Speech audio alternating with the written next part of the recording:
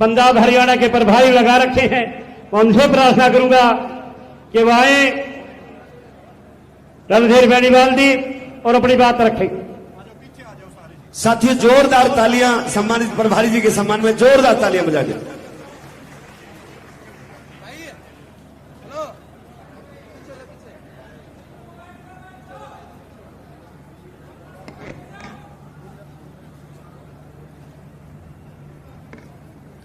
बाबा साहब भीमराव अम्बेडकर मान्यवर साहब श्री कांशीराम जी को नमन करते हुए, आदरणीय चौधरी देवीलाल जी को नमन करते हुए, देश के सबसे बड़े सूबे उत्तर प्रदेश की 4 बार रही मुख्यमंत्री आदरणीय बहन कुमारी मायावती जी को अपना आदर्श अभिनेता मानते हुए, आदरणीय श्री ओम प्रकाश चौटाला जी को अपना आदरणीय मानते हुए, आज रोहतक लोकसभा की कार्यकर्ता सम्मेलन में मीटिंग में उपस्थित हमारे 2 मुख्यमंत्रियों की सूची में जो अग्रणीय भूमिका निभाने वाले श्री अभय सिंह चौटाला जी, मंच पर उपस्थित मुख्य अतिथि, सम्मानित साथियों, हमारे बीच में आदरणीय बहन कुमारी मायावती जी का आशीर्वाद लेकर के, आदरणीय श्री ओम प्रकाश चौटाला जी का आशीर्वाद लेकर के इस गठबंधन को पूर्ण रूप से अमली जामा पहना करके इस गठबंधन को आगे बढ़ाने के लिए मंच पर उपस्थित आदरणीय बड़े भाई अभय चौटाला जी और बहन कुमारी मायावती जी का आशीर्वाद प्राप्त किए हुए बहुजन समाज पार्टी के राष्ट्रीय कोऑर्डिनेटर और बहन जी के उत्तराधिकारी छोटे भाई श्री आकाश आनंद जी मंच पर उपस्थित हैं। दोनों मुख्य अतिथियों के लिए जोरदार तालियों की गड़गड़ाहट के साथ स्वागत चाहते हैं। भाई तालियों में बड़ी कंजूसी करते हैं भाई जज्जर वाले। रोहतक लोकसभा बहुत जानदार लोकसभा है और झज्जर के लोग दिल्ली के नजदीक रहते हैं, इसलिए सम्मानित साथियों, तालियों की गड़गड़ाहट दिल्ली और चंडीगढ़ की कुर्सी तक जानी चाहिए।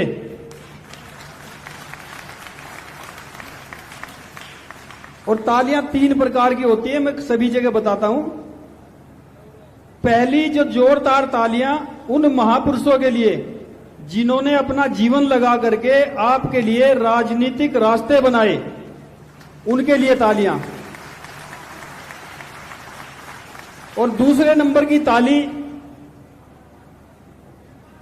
उन नेताओं के लिए जो आपके लिए, आपके बच्चों के भविष्य को सुरक्षित करने के लिए अपना जीवन लगा रहे हैं।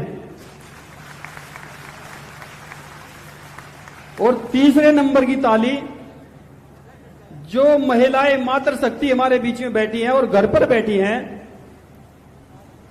और अपने परिवार को सुरक्षित रूप से संभालती हैं, आपके बच्चों को संभालने का काम करती हैं, आपको रोटी पका करके देती हैं, खाना बना करके देती हैं और ये कहती हैं जाओ मिशन में काम करो, पार्टी में काम करो और चूल्हा हम संभाल लेंगे, अपने आप परिवार को हम संभालेंगे। उन महिलाओं, देखो महिलाओं की कितनी बड़ी हिम्मत होती है। महिलाओं का काम डबल होता है। महिलाएं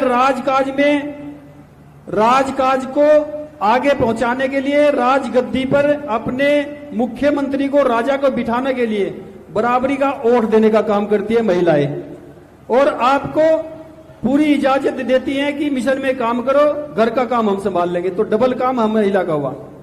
तो सम्मानित साथियों, मंच पर उपस्थित दोनों पार्टी के प्रदेश के अध्यक्ष आदरणीय बड़े भाई रामपाल सिंह माजरा जी और धर्मपाल सिंह टीकरा जी, दोनों पार्टियों के प्रदेश की कमेटी, दोनों पार्टियों के जिले की कमेटी, जिला अध्यक्ष और दोनों पार्टियों की इस लोकसभा के सम्मानित साथियों, विधानसभा की कमेटी, सेक्टर कमेटी, बूथ की कमेटी और सभी जितने भी आपके मोर्चे बने हुए अलग अलग संगठनों के, आपकी पार्टी के, वो सम्मानित साथियों, सभी का सम्मान करते हुए इस पंडाल में उपस्थित मेरे बुजुर्ग नौजवान साथी, प्यारे बच्चे, बीबीएफ के साथी, वॉलंटियर फोर्स के साथी, बामसेफ के साथी और मातृशक्ति, सभी का सम्मान करते हुए सम्मानित साथियों, ये जो समझौता आपके बीच में हुआ है, ये निश्चित तौर पर एक ओरिजिनल समझौता है। इसको कहते हैं ओरिजिनल समझौता। इसमें जरा सी भी कहीं डुप्लीकेसी नहीं है, क्योंकि किसान के काम मजदूर और मजदूर के काम किसान आता है। उसके अड़ी भीड़ में, दुख सुख में, दुख दर्द में हर तरह से एक दूसरा खड़े होने का काम करता है। और इस देश में जितने भी पूंजीपति लोग बैठे हैं, जिनको यह भी नहीं पता कि गुड़ और शक्कर किस पेड़ पे लगता है, जिसको यह भी नहीं पता कि गेहूं किस खेत में पैदा होता है, उनका पेट भी भरने का काम यह किसान मजदूर करता है। इसलिए सम्मानित साथियों, जब सारा काम किसान मजदूर को करना है, पूरी मेहनत इनको करनी है, तो सम्मानित साथियों, गद्दी पे फिर किसका अधिकार है? भाई राजा किसको बनना चाहिए? राजा भी इन्हीं को बनना चाहिए। राजा भी किसान को और मजदूर को बनना चाहिए। और अधिकार किसको मिलने चाहिए वहां से? जब राजा किसान मजदूर में से बनेगा तो अधिकार भी इन्हीं के चाहिए सम्मानित साथियों। इसलिए सम्मानित साथियों, इस समझौता, जब ये समझौता हुआ हमारे बीच में, सम्मानित साथियों, जिस दिन समझौता हुआ चंडीगढ़ में, उसी दिन बीजेपी, भारतीय जनता पार्टी और कांग्रेस के पेट में दर्द हो गया। उसी दिन बेचैनी हो गई।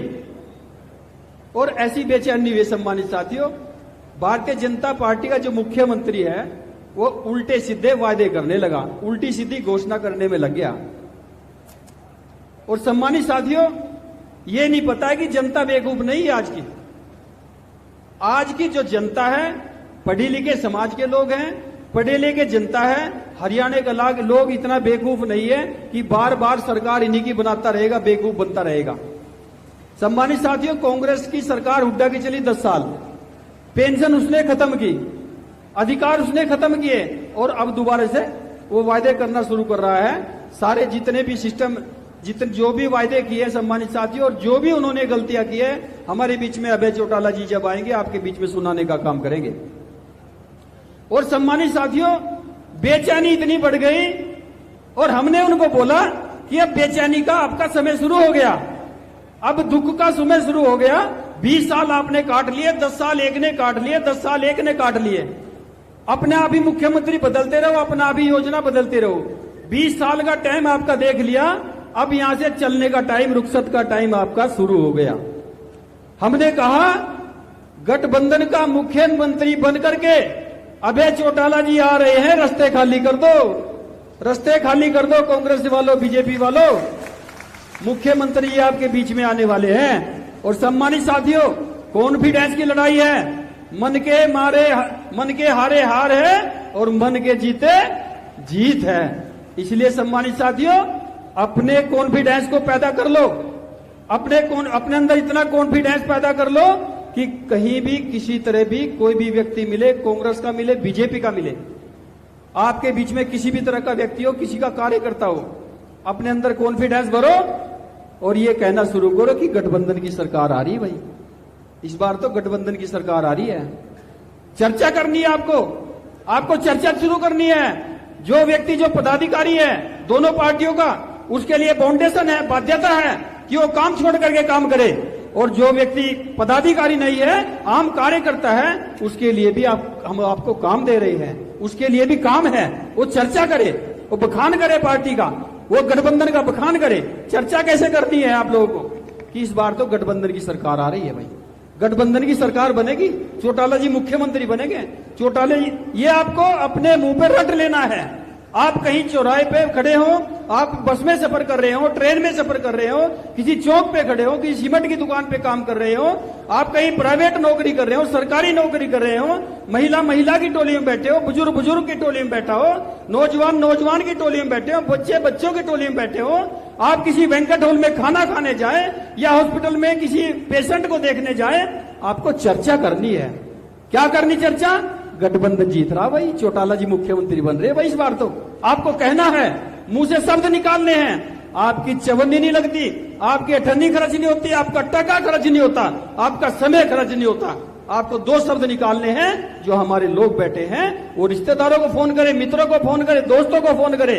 गठबंधन की सरकार बन रही भाई इस बार तो, चौटाला जी मुख्यमंत्री बन रहे भाई इस बार तो, चौटाला जी मुख्यमंत्री बन रहे।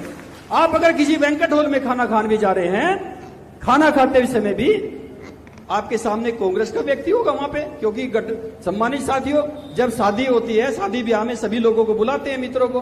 कोई कांग्रेस में होता है, कोई बीजेपी में होता है, कोई आम आदमी पार्टी में होता है, सभी लोग होते हैं। जब खाना खाने जाओ, आप भी इन्विटेशन उसमें होता है, तो थाली में खाना लो और चम्मच मुंह में लगाया। आपको दो शब्द निकालने हैं, इस बार तो भाई चौटाला जी मुख्यमंत्री बन रहे हैं, इस बार तो चौटाला जी मुख्यमंत्री बन रहे हैं भाई, गठबंधन की सरकार बन रही है भाई। जब आपके सामने दूसरी पार्टी का व्यक्ति होगा, वो घूर करके देखेगा आपकी तरफ, बोलेगा कुछ नहीं, हिम्मत ही नहीं बोलने की, क्योंकि हवा चल चुकी है, आंधी चल चुकी है गठबंधन की। सम्मानित साथियों, बोलेगा कुछ नहीं, वो सोचेगा ये क्या हो गया भाई। सम्मानित साथियों, जब अपने खेमे में जाने का काम करेगा, वो वहां बोलने का काम करेगा कि भाई वेंकट हॉल में गठबंधन की चर्चा चल रही थी, भाई चौटाला जी की चर्चा चल रही थी, ऐसे कह रहे थे भाई गठबंधन की सरकार बन रही है। जब उनके खेमे में जो लोग सुनेंगे सम्मानित साथियों, और वो जो आपके संपर्क के होंगे, जो लोग भ्रमित होकर के उनकी तरफ जा चुके, जो भ्रमित होकर के जिन्होंने कांग्रेस को और बीजेपी को वोट डालने का काम किया, वो ये बात सुन करके कि चर्चा गठबंधन की चल पड़ी, इस बात को सुन करके उनका मनोबल डाउन होगा और वो गठबंधन की तरफ आएंगे। सम्मानित साथियों, वो कहेंगे कि हम अपने घर की तरफ क्यों ना जाएं, हम जाएंगे अपने घर की तरफ, हम क्यों ना चौटाला जी को मुख्यमंत्री बनाने के लिए अपनी आहुति देने का काम करें। इसलिए सम्मानित साथियों, आप लोग अभी से लगे, जब भी आप यहां से निकल के जाएं, अभी से संकल्प लेकर के जाएं, जब भी आप यहां से निकले, अपने रिश्तेदारों को, अपने मित्रों को, महिलाएं जहां भी बैठे, चूल्हे पे बैठे, चौक में बैठे, गली में बैठे, कहीं भी खड़े हो, पानी लेने जाए या कहीं किसी भी तरह से खेत में जाए, घास काटने जाए, चर्चा एक ही होनी चाहिए, क्योंकि कुछ खर्च नहीं होता। सम्मानित साथियों, कुछ भी खर्च नहीं होता, चर्चा एक ही होनी चाहिए। मुख्यमंत्री इस बार चौटाला जी बन रहे हैं भाई, अभय चौटाला जी मुख्यमंत्री बन रहे हैं। इसलिए सम्मानित साथियों, दूसरी बात हम ये कहना चाहते हैं अपने पदाधिकारियों को, कि अपने दोनों पार्टियों के पदाधिकारियों को हम ये कहना चाहते हैं सम्मानित साथियों, कि आज से ही अपने सेक्टर, अपनी विधानसभा की कमेटी और अपने सेक्टर की कमेटी और अपने बूथ की कमेटी कंप्लीट कर लो, और उसमें से जो मजबूत एजेंट हैं, शर्माने की जरूरत नहीं है। बहुत सारे लोग सोचते हैं, बहुत सारे बच्चे सोचते हैं कि मैं एजेंट ना बनूं, लेकिन बूथ का एजेंट अगर बनाना है, वही मजबूती का कारण होता है। सम्मानित साथियों, उसी को मजबूत बनाना चाहिए। अगर हमने बूथ का एजेंट मजबूत बना लिया, तो निश्चित तौर पर सम्मानित साथियों, उस बूथ को हम हारने का काम नहीं करेंगे, वहां से आपकी काउंटिंग शुरू होगी। और सम्मानित साथियों, इस प्रदेश में 60 सीटें ऐसे, 60 सीट ऐसी सीटें हैं सम्मानित साथियों, 45 सीट पे मुख्यमंत्री बन जाता है, और लेकिन 60 सीटें ऐसी हैं जो दलित और किसान और मजदूर के गठबंधन से पहली ही बार में निकल के आ रही। सम्मानित साथियों, पहले ही राउंड में आप लोग जीत करके आ रहे हैं। सम्मानित साथियों, केवल हमें बढ़ाना, अगर किसी चीज को, अपनी सोच को बढ़ाना है, अपनी सोच को बाहर निकाल के लाओ, अपने कॉन्फिडेंस को बाहर निकाल के लाओ। मन के हारे हार और मन के जीते जीत है सम्मानित साथियों। इसलिए जो मन ने सोच लिया वही होगा। इसलिए हमें सोच कर चले कि जब हमने ये सोच लिया कि गठबंधन का मुख्यमंत्री बनना है, इसलिए हमने जो सोच लिया कि चौटाला जी को मुख्यमंत्री बनाना है, तो निश्चित तौर पर जिस दिन ये झंडा गठबंधन का, जिस दिन ऐनक का झंडा, जिस दिन हाथी का झंडा उस चंडीगढ़ की कुर्सी पे लगा दिया, गाड़ दिया, उस दिन आपके अधिकार सुरक्षित हो जाएंगे सम्मानित साथियों, उसी दिन सुरक्षित हो जाएंगे, ये मान लेना सम्मानित साथियों। इसलिए कहना चाहते हैं सम्मानित साथियों कि बहुत सारी पार्टियों के लोग आपके बीच में आने का काम करेंगे, लेकिन भ्रमित होने का कहीं जरूरत नहीं सम्मानित साथियों। इस सरकार को कहेंगे अपनी सरकार, इस सरकार को कहेंगे अपनी सरकार, क्योंकि दोनों पार्टियों के जो कार्यकर्ता हैं वो दिल से लगे हुए हैं। अगर कैडर किसी के पास है तो इन दोनों पार्टियों के पास कैडर है सम्मानित साथियों, बाकी किसी के पास कोई कैडर नहीं है, उनके पास भ्रमित वोट है सम्मानित साथियों। इसलिए मैं ज्यादा न कहते हुए अपना पूरा समय जो बचा हुआ है सम्मानित साथियों, अपने मुख्य अतिथियों को देना चाहता हूं। हमारे बीच में आकाश आनंद जी दिल्ली से चलकर आए सम्मानित साथियों, अभी दूसरी भी मीटिंग है उनकी, और आदरणीय बहन कुमारी मालती जी ने बड़े शिद्दत के साथ इनको जिम्मेदारी देने का काम किया सम्मानित साथियों। और हरियाणा की पूर्णतः जिम्मेदारी इनको देने का काम किया है कि हरियाणा की पूरी जिम्मेदारी, जिस दिन आप लोग सरकार बना लोगे उसी दिन हरियाणा से निकलना, उससे पहले हरियाणा में ही घुसे रहना, ये बहन जी ने कह करके भेजा सम्मानित साथियों। और लाज हमारे कार्यकर्ताओं के हाथ में सम्मानित साथियों, ये आपसे निवेदन है मेरी हाथ जोड़ करके, यहाँ का प्रभारी होने के नाते सम्मानित साथियों, कि हमारे मुख्य अतिथियों की और आदरणीय बहन कुमारी मावती जी की और हमारे मान्यवर साहब श्री कांसी राम जी की और हमारे चौधरी देवीलाल जी की और बाबा साहब भीमराव अम्बेडकर जी की सौगंध लेकर के जाएं कि हमें सरकार बनानी है, सरकार बनानी है, सरकार बनानी है। धन्यवाद। जय भीम, जय भारत। बहुत बहुत धन्यवाद माननीय रणधीर बेनीवाल जी का। इससे पहले कि आकाश आनंद जी जो राष्ट्रीय संयोजक है आपको संबोधित करें, हमारे बीच में बीवीएफ के सभी जो वॉलेंटियर साथी से भाई हैं वो माननीय आकाश आनंद जी को बुक्का दे के सम्मानित करेंगे। और मैं प्रार्थना करूंगा फिर आकाश आनंद जी को कि आए, एक बार जोरदार तालियों से स्वागत करें। ताऊ देवीलाल अमर रहे, अमर रहे, अमर रहे, ताऊ देवीलाल अमर रहे, अमर रहे, अमर रहे, मानवर काशीराम अमर रहे, अमर रहे, अमर रहे।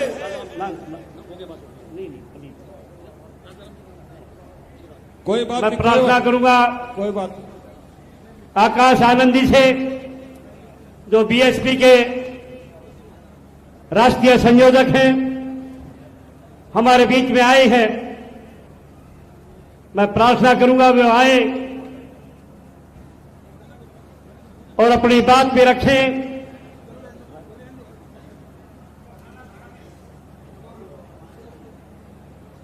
साथियों जोरदार तालियां बजा जोरदार करके तालियों से स्वागत करें। मैं नेताओं से माफी चाहूंगा कि ये पब्लिक 11 बजे से बैठी है, काफी लंबा समय हो गया, तो मैं प्रार्थना करूंगा आकाश आनंदी से कि वो आए और अपनी बात रखें। जय भीम साथियों, जय भीम। मैं आज यहाँ पर इतनी बड़ी संख्या में हमारी महिलाएं जो मौजूद हैं उनको देखकर लगता है कि हमारी महिलाओं ने ऐनक पहन हाथी पर सवार चंडीगढ़ जाने का मन बना लिया है। मैं यहां पर मौजूद आज इतनी बड़ी संख्या में हमारी माताएं बहनें, हमारे बड़े बुजुर्ग और यहां आज इतनी बड़ी संख्या में हमारे युवा साथी जिन्होंने अपने दिन में से इतना कीमती समय निकालकर हम सबको सुनने आए, आप सभी का तहे दिल से धन्यवाद करता हूं।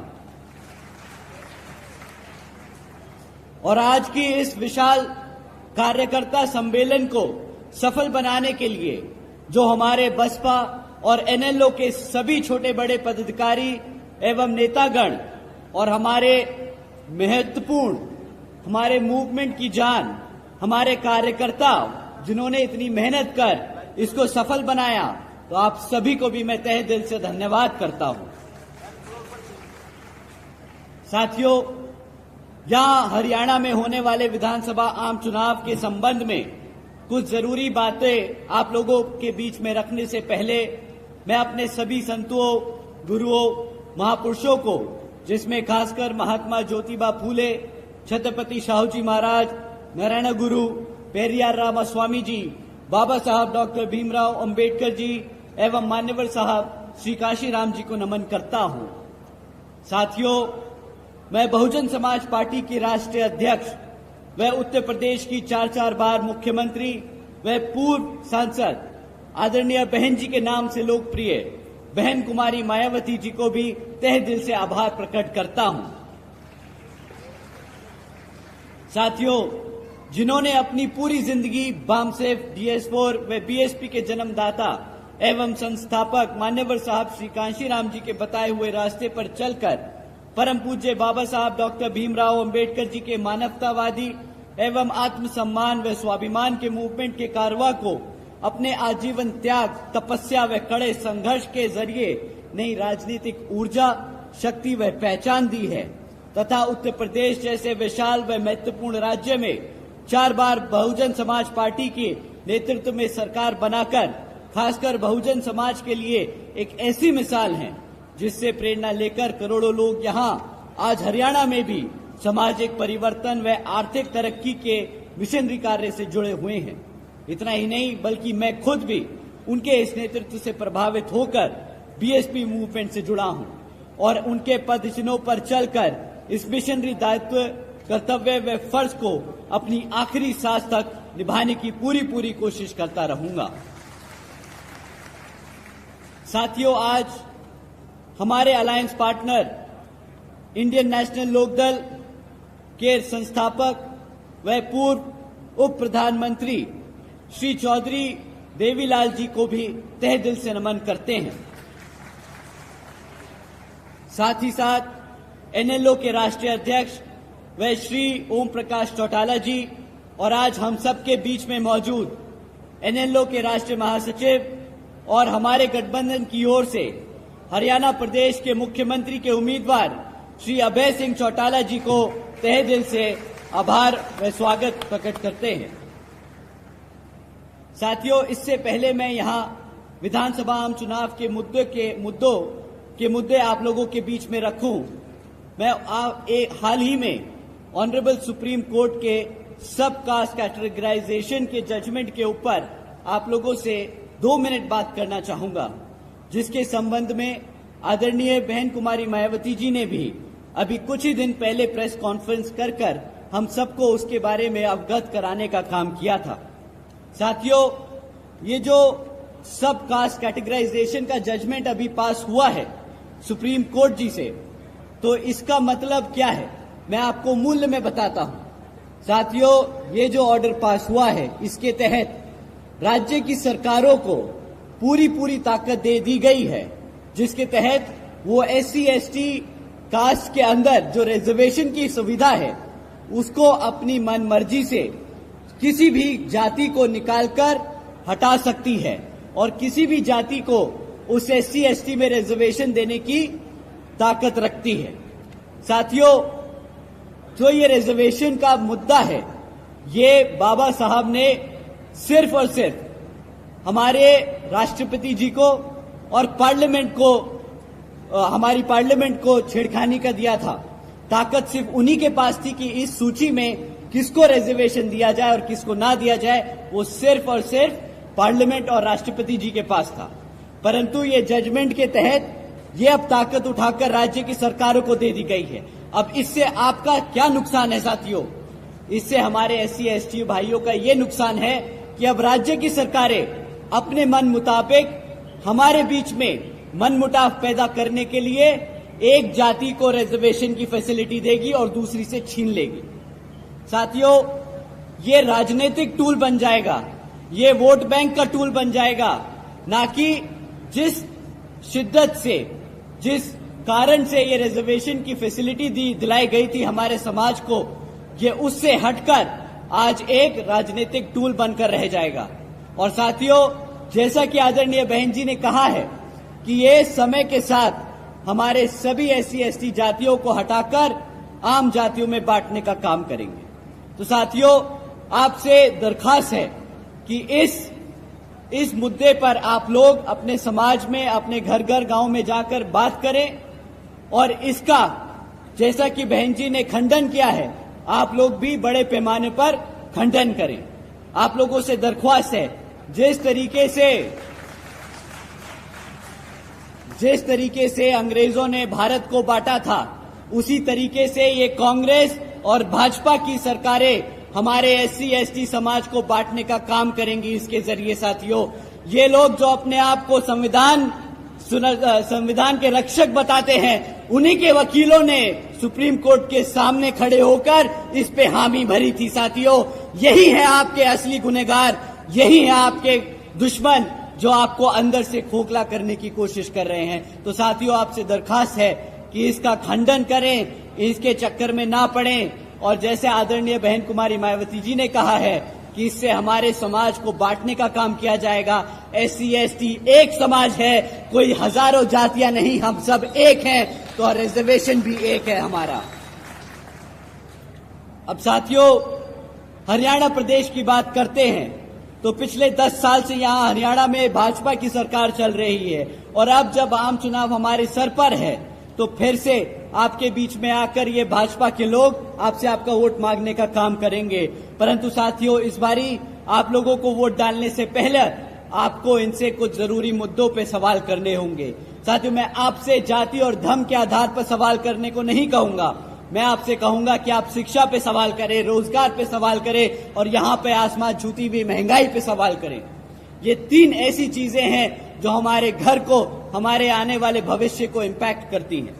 साथियों, शिक्षा के नाम पर जब आपको सवाल करना है तो इनके 10 साल का रिकॉर्ड आज ये कहता है कि पिछले 10 सालों में सरकार ने यहां पर 5000 से ज्यादा प्राइमरी स्कूल्स को बंद करने का काम किया है। एक तरफ हमारे बच्चों की पढ़ने की संख्या बढ़ रही है और दूसरी तरफ इन्होंने हमारे प्राइमरी स्कूल्स बंद करने का काम किया है। साथियों, इतना ही नहीं बल्कि यहां पर हरियाणा में 2200 सीनियर स्कूल हैं, सीनियर सेकेंडरी स्कूल है। आज उनमें हजारों स्कूलों में से ज्यादा प्रिंसिपल तक नहीं है।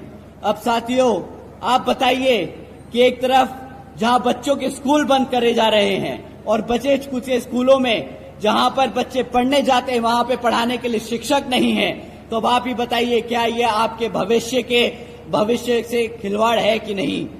अब आप ही बताइए, अगर आपका बच्चा अगर पढ़ेगा नहीं तो क्या अपने पैरों पर कभी खड़ा हो पाएगा कि नहीं। बताइए, हमारी माताएं बैठी हैं, खड़ा हो पाएगा कि नहीं। जब अपने पैरों पर नहीं खड़ा हो पाएगा तो क्या करेगा, गुलामी ही करनी पड़ेगी ना इन सत्ताधारी लोगों की। बताइए, तो आपको अब समय आ गया है इनको सत्ता से उखाड़ फेंक अपने अभय सिंह चौटाला जी को, माननीय अभय सिंह चौटाला जी को सत्ता में बिठाने का। साथियों, ऐसा कोई सा महीना नहीं जाता शिक्षा के नाम पर जब हम सवाल करें तो इनसे जरूर पूछिएगा कि पेपर लीक की खबरें जो हमें आए दिन सुनने को मिलती हैं उसका क्या इनके पास इलाज है। साथियों, कोई भी ऐसी सरकारी डिपार्टमेंट नहीं बचा जहां पर जिसकी भर्ती की परीक्षा का पेपर ना लीक हुआ हो।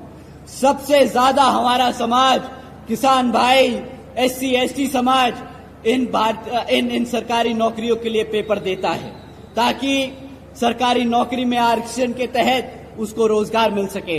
परंतु ऐसा कोई पेपर ना हुआ जो लीक ना हुआ और इनको बहाना ना मिल गया वो सरकारी नौकरियों को रद्द करने का। साथियों, हकीकत तो ये है कि बीजेपी हो या कांग्रेस, दोनों ही पार्टियां हमारे बच्चों के भविष्य के साथ खिलवाड़ कर रही है। एक तरफ सरकार में रहकर ये पेपर लीक और रोजगार ना देती और दूसरी विपक्ष में बैठकर आपके बच्चों के लिए आवाज नहीं उठाती। अब आप ही बताइए इनमें से कोई भी पार्टी को हक है सत्ता में रहने का कि नहीं। बताइए, कोई हक है इनको? नहीं। साथियों, एक तरफ भाजपा और कांग्रेस है जो गरीब विरोधी नीतियों पर चल रही है और दूसरी तरफ हमारी आदरणीय बहन कुमारी मायावती जी की नीतियां हैं जिसके तहत चलकर यूपी में बीएसपी की सरकार ने सावित्रीबाई बालिका आशीर्वाद योजना चलाई थी, सावित्रीबाई फूले बालिका शिक्षा योजना चलाई थी जिसके तहत 7 लाख से ज्यादा बच्चियों को 12वीं तक की शिक्षा के लिए आदरणीय बहन जी ने 600 करोड़ की लागत लगाकर इनको पढ़ाने का काम किया था। इतना ही नहीं साथियों, आदरणीय बहन जी ने अपने शासनकाल में यूपी में 6 engineering colleges, 2 homeopathic colleges, 24 polytechnic, 2 paramedical colleges, 6 universities, 2 से अधिक इंटर और डिग्री कॉलेजेस, 100 से अधिक ITIs, 550 से ज्यादा हाई स्कूल्स और 5,500 से अधिक प्राइमरी स्कूल्स बनाने का काम किया था साथियों। और अभी इतिहास में पहली बार हमारे सरकारी स्कूल्स, हॉस्टल्स और कॉलेजेस में हमारे सभी ओबीसी, गरीब और वंचित समाज के बच्चों के लिए 27% आरक्षण के इंतजाम किया था साथियों। भारत में पहली बार ऐसा हुआ था। तो साथियों, यह लिस्ट इतनी लंबी है कि अगर मैं आपको पूरी लिस्ट सुनाने बैठूं तो मेरा गला सूख जाएगा और समय खत्म हो जाएगा, परंतु वो लिस्ट खत्म नहीं होगी। इसी तरह मुझे पूरा विश्वास है, बहन जी को पूरा विश्वास है कि जब आप आदरणीय अभय सिंह चौटाला जी को मुख्यमंत्री बनाकर चंडीगढ़ की गद्दी पे बिठाएंगे तो उसी तरह उतनी मेहनत से आपके बच्चों के लिए स्कूल्स और कॉलेजेस खोलेंगे। साथियों, आज यहां पर रोजगार के नाम पर पिछले 10 सालों में इतना बड़ा मजाक हुआ है कि आज यहां 40% युवा बेरोजगार घूम रहा है। हमारा हरियाणा का 40% युवा बेरोजगार घूम रहा है। इतना ही नहीं साथियों, बीजेपी पिछले 10 सालों से सरकार में लगातार आसीन है, उसके बाद भी आज यहां 2 लाख सरकारी नौकरियां खाली पड़ी है। एक तरफ लेकर कुल मिलाकर एक तरफ 40% युवा रोजगार मांगता है और दूसरी तरफ सरकार के पास 2 लाख सरकारी पद खाली पड़े हैं। परंतु ये भाजपा की सरकार कौशल विकास निगम जैसी योजना चलाकर पक्की नौकरियां नहीं, कच्ची नौकरियां देती हैं और उसमें भी वो इसलिए ये कच्ची नौकरियां देती हैं ताकि आपको उन 2 लाख सरकारी नौकरियों पर रिजर्वेशन न देना पड़े। साथियों, एक तरफ बीजेपी की सरकार ऐसे काम कर रही है, दूसरी तरफ हमारे लोगों को गरीब, कमजोर और बेहाल बनाने का काम कर रही है, तो दूसरी तरफ कांग्रेस की सत्ता में बैठी कांग्रेस के सारे एमएलए विपक्ष में बैठकर बीजेपी को घेरने का काम नहीं कर रहे, उनसे सवाल नहीं उठा रहे, उनको काले झंडे नहीं दिखा रहे, वो उनके साथ मिले हुए आपके बच्चों को गरीब और आपको गुलाम बनाने का काम कर रहे हैं। साथियों, एक तरफ तो ये कांग्रेस और भाजपा ही है, दूसरी तरफ बहन जी की सरकार के दौरान 90,000 से अधिक शिक्षकों को रोजगार मिला था, 1 लाख से अधिक सफाई कर्मचारियों को रोजगार दिया गया था, 2 लाख से अधिक जवानों को पुलिस फोर्स में भर्ती किया गया था और 30 लाख से अधिक हमारे अपर कास्ट समाज के कमजोर बच्चों को विभिन्न सरकारी नौकरियों देने का काम किया था। साथियों, ये सिर्फ 5 साल का काम है, ये सिर्फ 5 साल का काम है। एक तरफ भाजपा 10 साल से राज कर रही थी, उससे पहले कांग्रेस 10 साल से राज कर रही थी और आज भी 40% युवा बेरोजगार है। तो बताइए, इनकी मंशा पे आपको शक होता है कि नहीं? लगता है कि ये लोगों ने गद्दारी करी है कि नहीं? साथियों, इतना ही नहीं, बहन जी के शासनकाल में सरकार के दौरान कृषि और एवं संबंधित कार्यों में मिनिमम वेज को भी 55 रुपए से बढ़ाकर 100 रुपए कर दिया गया था प्रतिदिन। इतना ही नहीं, क्रीमी लेयर की वार्षिक आय को भी 3 लाख रुपए से बढ़ाकर 5 लाख रुपए करा था। और यहां पर हमारे किसान भाई बैठे हैं, उनको जानकर हैरानी होगी, रातों रात आदरणीय बहन जी ने गन्ना के दाम दुगने कर दिए थे। जिस तरीके से यहां पर आदरणीय अभय जी सरकार में आकर आपके लिए करेंगे। साथियों, बहन जी के गवर्नेंस मॉडल के तहत चलकर ही बसपा की सरकार ने प्रदेश के सभी समाज के लोगों को अपने पैरों पर खड़ा कर उनको स्वाभिमान से जीने का अधिकार दिलाया। और अब साथियों, अगर हम महंगाई की बात करें, अगर महंगाई की बात करें तो महंगाई भी आसमान छू रही है। एक समय था जब ये भाजपा के लोग सड़क पर से गैस का सिलेंडर लिए घूमते थे, बोलते थे 400 रुपए का गैस सिलेंडर बहुत महंगा है, और आज आप गैस का सिलेंडर का दाम पता करा लीजिए साथियों, आज गैस का सिलेंडर 1000 रुपया पार कर चुका है। अब इनको गैस का सिलेंडर याद नहीं आता, अब इनको स्टारबक्स में कॉफी पीनी है, अब इन्हें पिज्जा हट में पिज्जा खाना दिख रहा है, पर इनको गैस का सिलेंडर हमारी माताओं बहनों का नहीं दिखता महंगा। साथियों, जब महंगाई को नजरअंदाज कराना हो तो ये आपको बोलते हैं मुफ्त में राशन ले लो, बड़े गर्व से बोलते हैं कि 80 करोड़ जनता को हमने मुफ्त में राशन दिया। इनसे कोई पूछे कि अगर मुफ्त में राशन दिया है तो उसकी लागत क्या है? मुफ्त में राशन मिलने की लागत साथियों, आपको 1000 रुपये का राशन नहीं मिलता, साल का 12,000 रुपये से राशन से ज्यादा का राशन नहीं मिला आपको। पर अगर आपके घर में हर एक बच्चे को एक एक नौकरी भी मिल जाती तो वो साल का 2.5 लाख कमाकर आपके झोली में भरता। इन्होंने आपको 2.5 लाख का चूना लगाया 12,000 देकर, महंगाई से भटकाया और ये अनाज देकर। तो साथियों, ऐसी स्कीमों से आपको गुलाम बनाने का काम किया जा रहा है, आपको बच्चों को रोजगार देकर अपने पैरों पर खड़ा नहीं।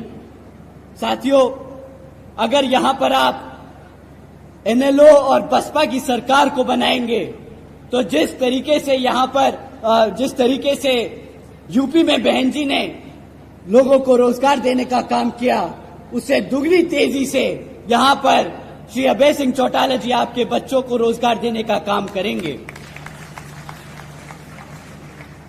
साथियों, इन्हीं कुछ जरूरी बातों के साथ ही अब आप सभी लोगों से मेरी व खासकर आदरणीय बहन कुमारी मायावती जी की भी ये विशेष अपील है कि इस विधानसभा आम चुनाव में आप सभी लोग हर मोर्चे पर सावधान रहें। आपका वोट बहुत कीमती है। आपका वोट कोई खरीद ना पाए, आपका वोट कोई लूट ना पाए, आपका वोट कोई पढ़ने से रह ना जाए। साथियों, जाति बिरादरी, धन बल, मंदिर मस्जिद या किसी भी भावना आदि के नाम पर कोई स्वार्थी अपने जाल में फंसाकर आपके वोट का दुरुपयोग ना कर ले, क्योंकि साथियों, देश के हर एक महिला, पुरुष व युवा को वोट डालने का अधिकार यहाँ परम पूज्य बाबा साहब डॉक्टर भीमराव अंबेडकर जी के अति महत्वपूर्ण देन है।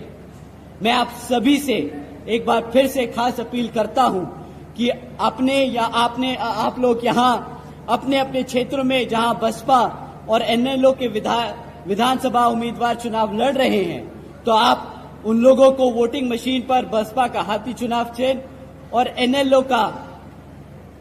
एनएलओ का चश्मे का चुनाव चिन्ह के सामने वाले बटन को दबाकर यहां पर उन्हें भारी मतों से जिताकर विधानसभा में भेजने का काम करें, ताकि आने वाले समय में आप सब हमारे अपने श्री अभय सिंह चौटाला जी को मुख्यमंत्री के रूप में देखकर आपके लिए काम करने का मौका दें।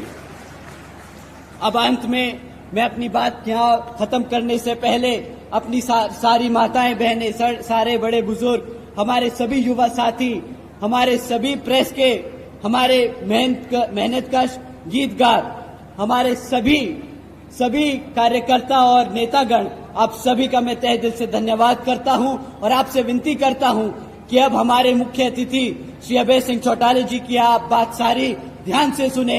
वो आपको आकर बताएंगे कि किस तरह आपके लिए यहाँ पे काम किया जाएगा। तो एक बार जोरदार तालियां हमारे श्री अभय सिंह चौटाला जी के लिए। बहुत बहुत धन्यवाद।